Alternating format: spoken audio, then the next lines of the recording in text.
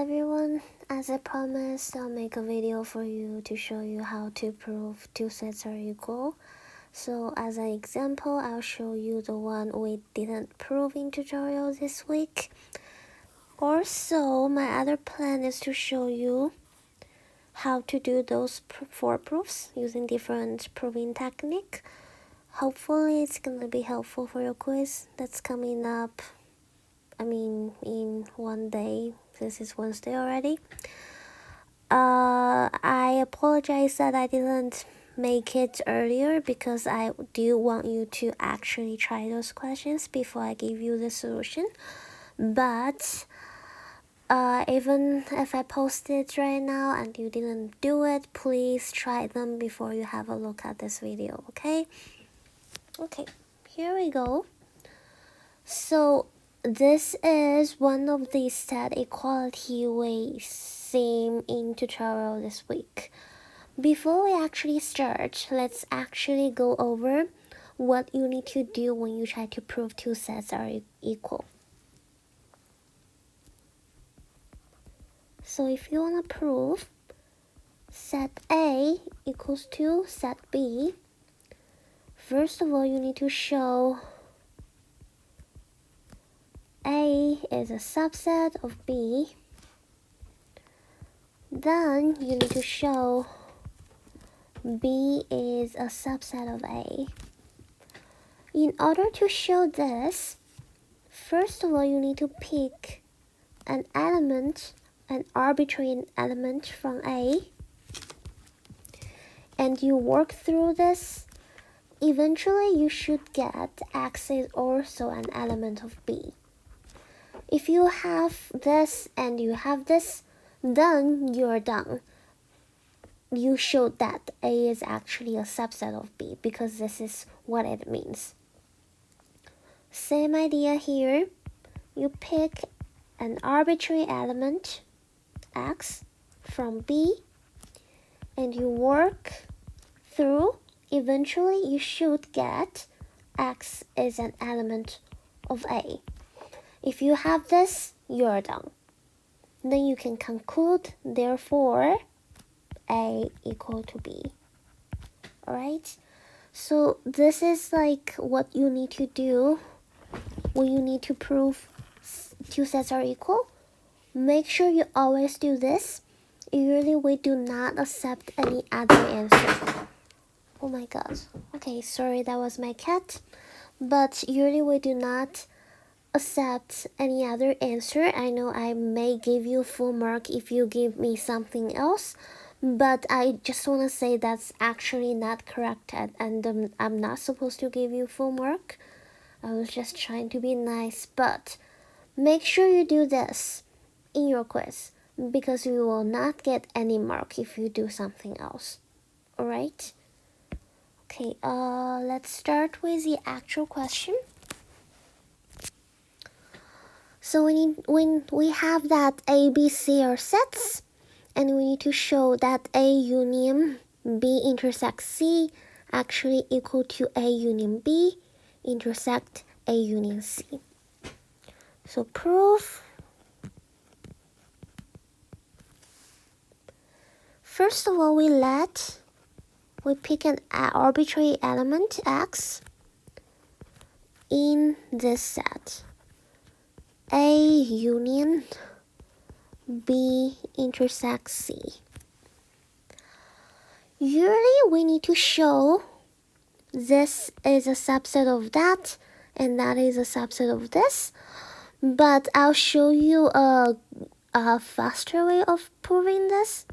Since you know they are equal and you know they are subsets of each other, one thing you can do is instead of putting this one if then symbol, you can put if and only if here, which means your proof can actually go backwards. So you don't have to show this and this because you know they are the same. You know this is true, this is true. So if you have if and only if symbol, which means your proof can actually go backwards. You don't have to write the whole thing again. So I'll show you what I meant later. So based on we have x is an element of this, we have x is actually an element of A, or x is an element of B intersect C. Bear in mind one thing, union usually is associated with the word or. Intersection is usually associated with the word and. Do not confuse, okay? This is really important. Now we continue with this. Make sure you have double-headed arrow here. X is an element of A, we leave it alone. Or X is an element of B. We have intersection here, which means we have and. X is an element of C. Put them together. Now your next step is you want to open a bracket. So it's kind of like distributing what you have in the bracket outside. So we have X is an element of A, or X is an element of B, and X is an element of A, or X is an element of C. And you can also put them in bracket. Now based on this, you can have X is an element of A. Well, you have or here. Or means union. So X is an element of A union B. And X is an element of A union C. Now you can put them together. You have X is an element of A union B, and means intersection, intersect A union C. Now you can end here because you actually got X is also an element of this side. So right now you can conclude. The two sets are equal.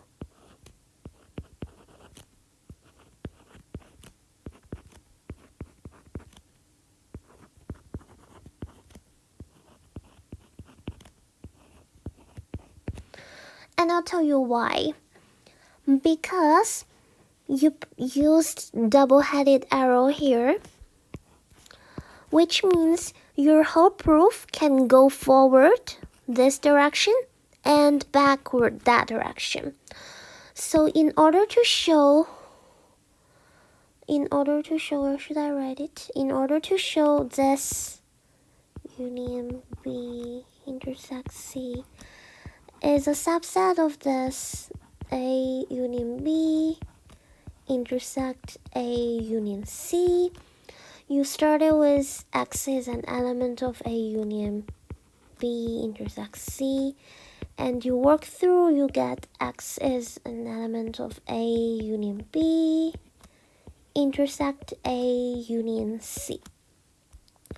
So you are going this way, which is the way we are going. But when you show the other side, you're actually going backward. Alright, you start with this and you get this. So in this case, since we put double-headed arrow, which means our proof can go both sides, which means you actually showed both inclusion. That is why your proof is done. Instead of copying down everything backward again, you can just finish here. This is like much faster way of proving this, and you can always use it. Just make sure you have those double-headed arrow to show if and only if.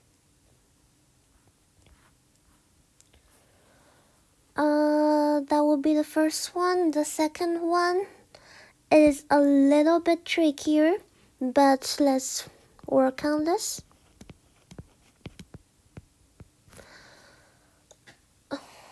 Same idea, we pick an arbitrary element x in this a minus b. We put double-headed arrow, means the proof can go both way. From this we have x is an element of A and x is not an element of A minus B. Now you think that, oh, I want to open a bracket, but instead of x is an element of A minus B, I have x is not an element of A minus B. If I open the bracket, it gets kind of tricky. So in this case, what I'm gonna do is write this as negation of x is in A minus B. So now I'm converting sets problem into a logic problem. Alright? Because we actually know how to open this. X is an element of A minus B. So I'll open that, which will give me x is an element of A and x is not an element of B. Now we open the bracket. Remember, negation of and would be or. So in this case, I will have negation of x is an element of A, or negation x is not an element of B. This, from this step to this step, is by De Morgan's law for logic, the one you used in your assignment.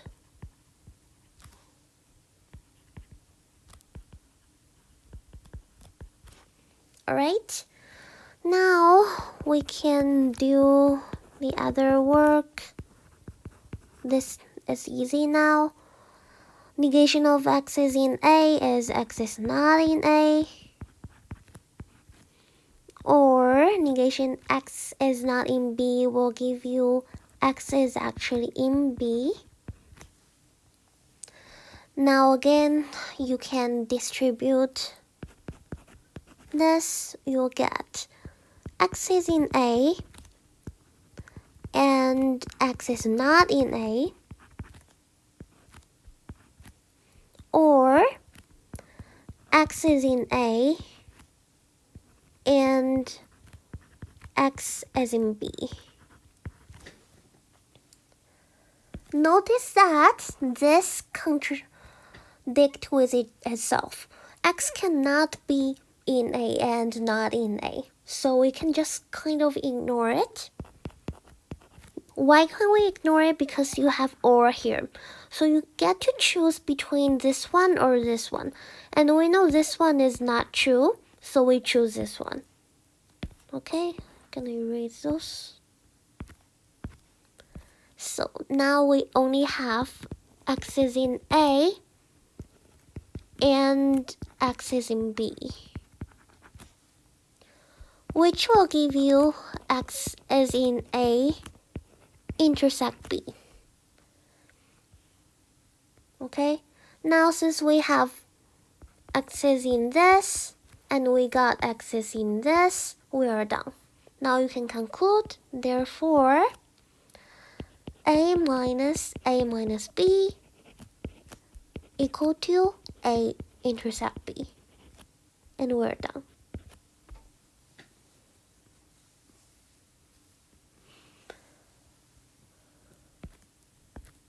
Can I erase those non-necessary stuff? Okay. I hope this is helpful for you guys. I'm not gonna do any other set equality question, but I do hope you work on more problems in the textbook, or I don't know, any questions you see, or the variation from the tutorial activity and stuff. Other than that, there's one thing I need to emphasize is when you use if and only if, make sure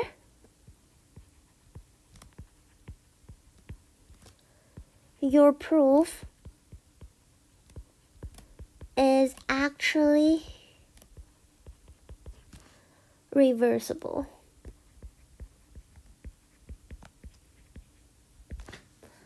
In this case, I'm using this without checking because I know they are equal.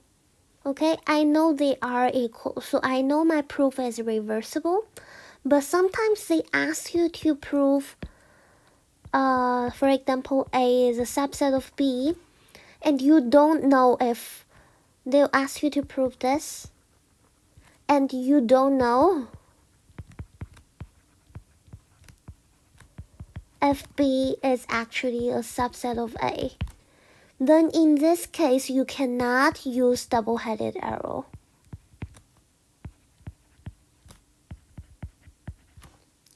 Why is that? Because if this is not true, then some part of your proof it would not be reversible. Then you cannot use it. So just use this instead. Okay?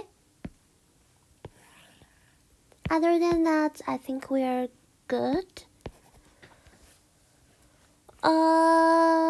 Yeah, let's do the activity from last week because I didn't have enough time to cover those. I hope everyone got a chance to actually try to prove them because they are quite important. So for number 1, as we discussed, this is a direct proof.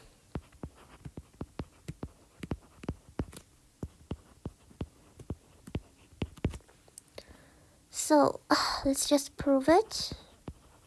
Proof. First of all, you make your assumption. Suppose A, B, and C are natural number. A divides B, and B divides C. Alright? Based on this, you can write your B equals to AK, C equals to BL for some KO in natural number.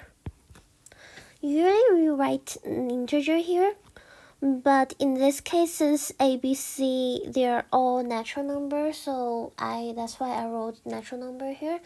But even if you write integer here, you will not, I don't think we'll deduct mark from you, so it doesn't really matter. But in this case, I'm just writing natural number here. Now, look at what we need to prove. We need to show A actually divides C. What does this mean? This means you can write C as A times an integer. So, based on this, we can substitute B in this equation, which will give us C equals to AK times L, which is A times KL. Now you can say since KL is natural number as well, B actually divides C, and we're done. Alright? For the second question, number 2, let x be a real number if x is irrational, then square root of x is irrational. As we discussed last week, we use contrapositive for this one.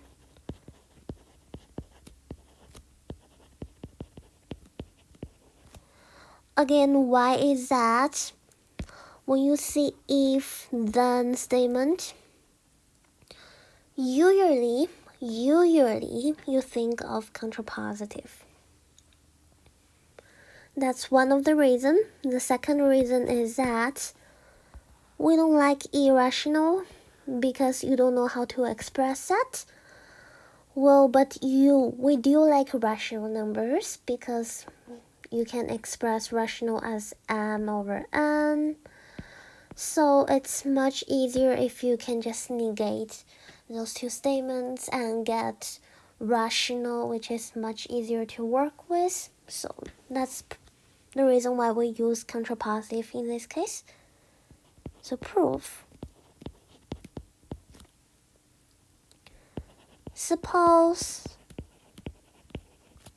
square root of x is not irrational, which means is rational.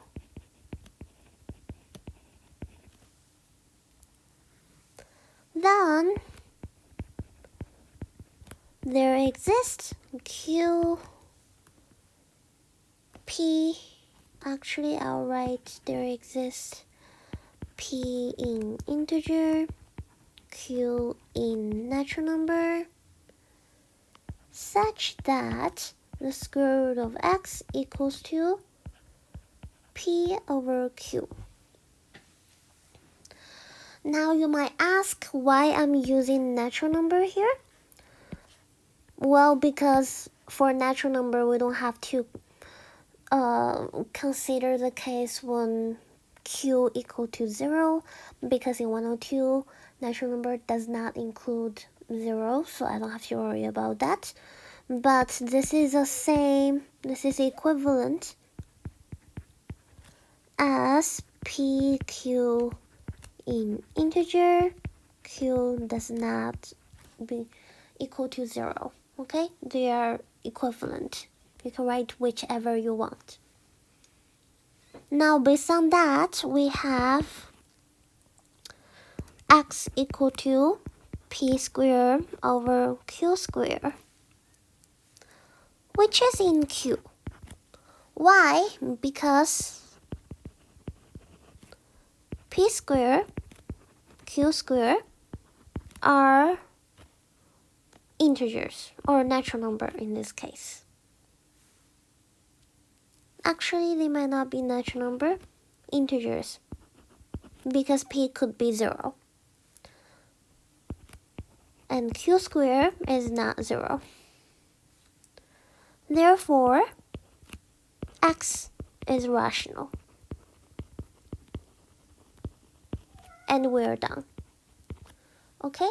So, when I mark your assignment, I saw a lot of you try to show that the contrapositive of a statement and the original statement are logically equivalent. You can just take it for granted. You don't have to show that. As long as you show your contrapositive is true, you are done. You don't have to write anything else. Alright? Okay. Number 3. We just copy this.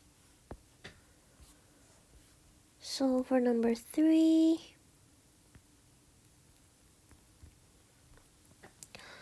we agreed that we use contradiction for this question. Again, why? Because there is no. When you see no, usually you assume yes. We use contradiction. By the way, this question is really important. Make sure you know how to do such question. Proof for contradiction.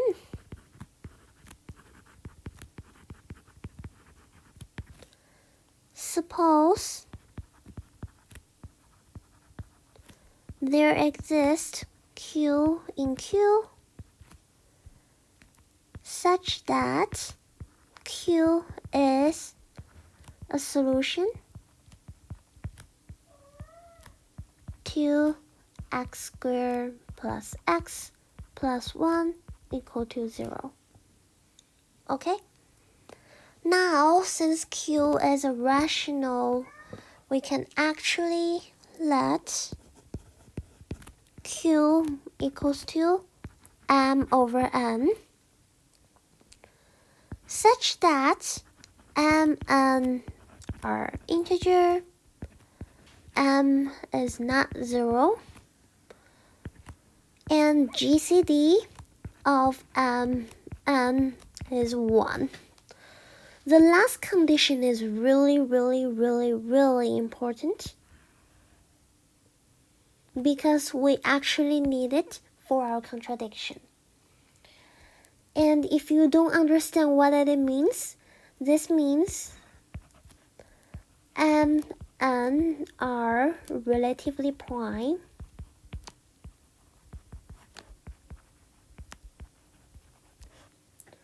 or you can say they are in the lowest term.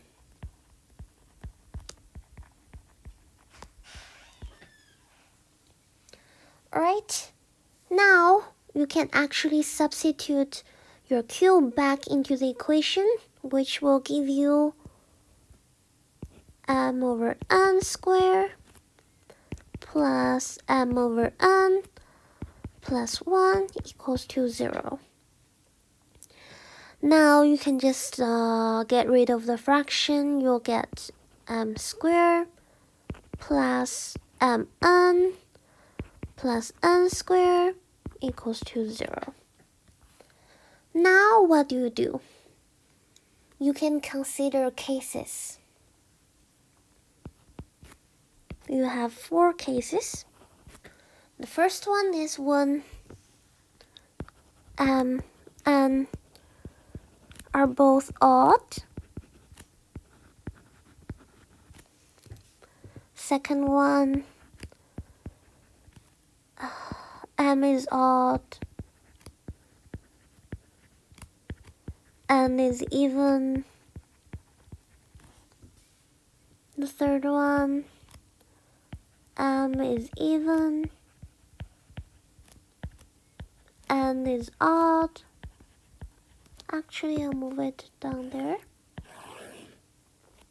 And the fourth one would be when m and n are both even. Alright? Now, the first case, we have m is odd times odd square, odd times odd, which will give us odd plus odd plus odd, which will give us odd. But this whole thing equal to 0, which is a contradiction, because because 0 is actually even. So this is not possible. The second one, we have the odd plus odd times even, which will give us even, plus even times even is even, odd plus even will give us odd, which is another contradiction. By the way, if you don't know this, just plug numbers in. For example, odd 1 plus 0 plus 0 will give you 1, which is odd. Okay? You don't need to prove this. The third one will give you even plus odd. Should be odd, but equals to 0, another contradiction. And the last one, if you actually put it back into the equation, you'll get even equals to 0, which has no contradiction. So we actually need to use your initial condition that m and n are relatively prime. If both of them are even, then they are not relatively prime. So this actually is a contradiction already. Contradicts GCD of n equal to 1. Okay? Now, oh, did I just write contradicts? I mean contradict.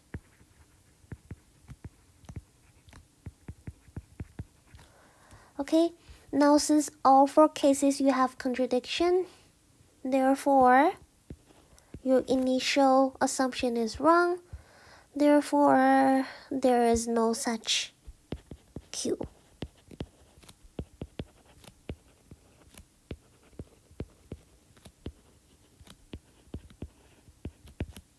And you are done. Alright, for the last question,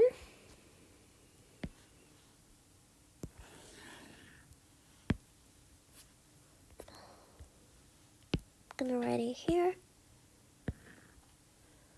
So, last question, there are no natural numbers n greater or equal to 3 with n minus 1 divides n. Again, since we have no here, we use contradiction.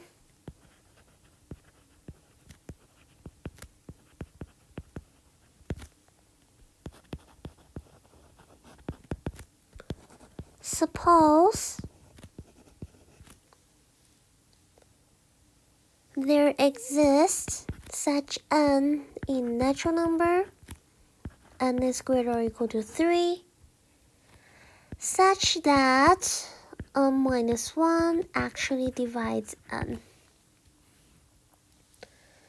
Now, by definition,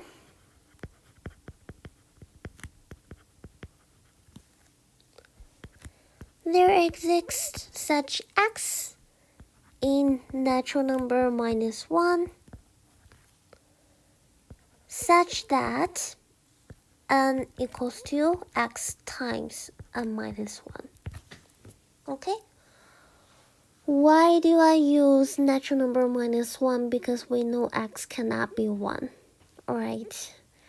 You don't have to write this, but I just want to write it such that I don't have to write x cannot be 1 again. Because this condition is actually quite important. Now you can open a bracket. You'll get x equals to xn minus x. And you isolate your n, you'll get n equals to x. Oops. Isolate your n, sorry. So xn minus n equals to x. You'll get n. X minus 1 equals to x. So this is what you'll get eventually.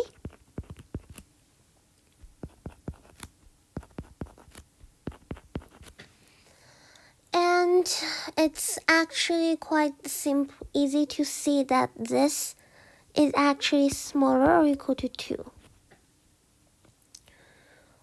Why is that?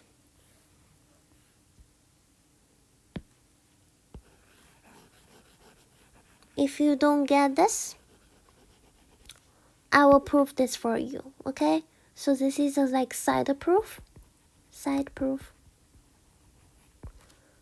for this.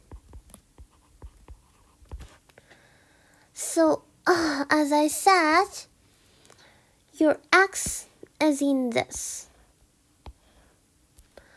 which means your x is greater or equal to 2. Now you move 2 over and add x on both sides. Okay, factor out your 2. And eventually you get x over x minus 1 is smaller or equal to 2. Okay, so this is actually true. This is actually true. I mean, it's quite obvious, so you don't have to prove this. But I just want to show you just in case you don't know how to prove this, okay? So, we get n is smaller or equal to 2, which contradicts our assumption that n has to be greater or equal to 3. Therefore, there are no such n. And you are done. Alright? I'm so tired. And that is the end of my video. I hope this is helpful. Let me know if you have any question. This is my email address. If you have any question, email me. Also, go to your professor and TA's office hour. Ask as many questions as you can. And yeah, good luck. Email address here. Do not send me a message on Quarkus. I cannot see it as I mentioned in the tutorial, but I still got a lot of message from Quarkus. Just don't do it, okay? Just send me an email and ask questions. Anyway, good luck on your quiz. I'll see you guys on Thursday or next week. Oh, actually not next week, the week after. Anyway, bye.